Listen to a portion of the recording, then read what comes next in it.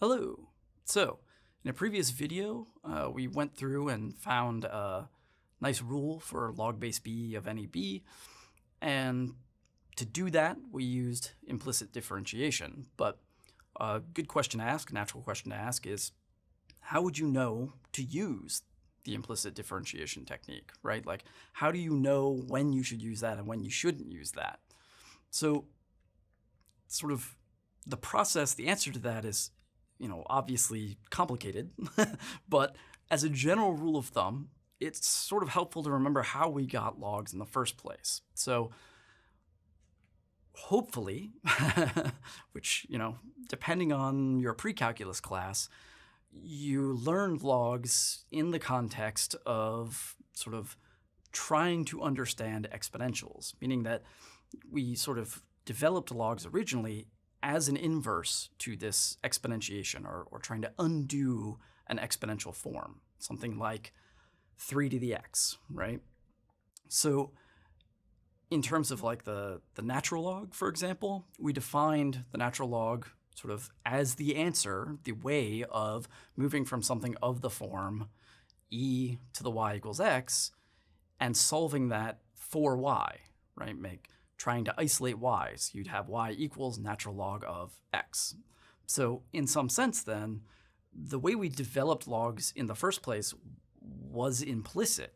Right? We defined it implicitly by sort of being the function that sort of isolated y for us when y was in an implicit form. But since our original function itself was defined implicitly, it makes sense that we would use implicit differentiation, right? It didn't look implicit because it looked like just y equals log base b of x. But sort of inherent to that is the assumption that really that is that b to the y equals x in a form that looks nicer. So it was sort of always implicitly defined, it just sort of didn't look that way when we had it written in the log form.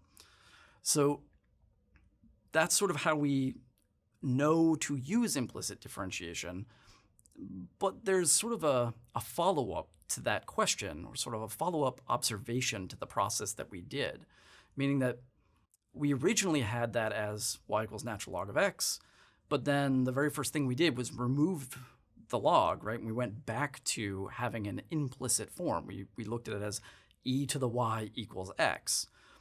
And then we sort of went from there using implicit differentiation. But that thought process, that approach, is not sort of unique to exponentials, meaning that we can introduce some sort of implicitly defined equivalent version of what we're trying to do, and then use implicit differentiation to try to do the actual derivative step.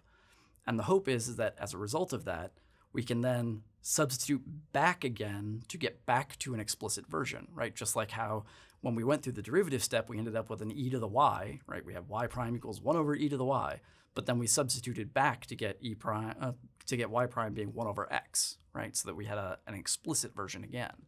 So this sort of approach is one that we will see again, okay? All right, so what did we sort of talk about? So it turns out using implicit differentiation to deal with logarithms, right, to develop this logarithm rule, it's actually a pretty natural decision to make.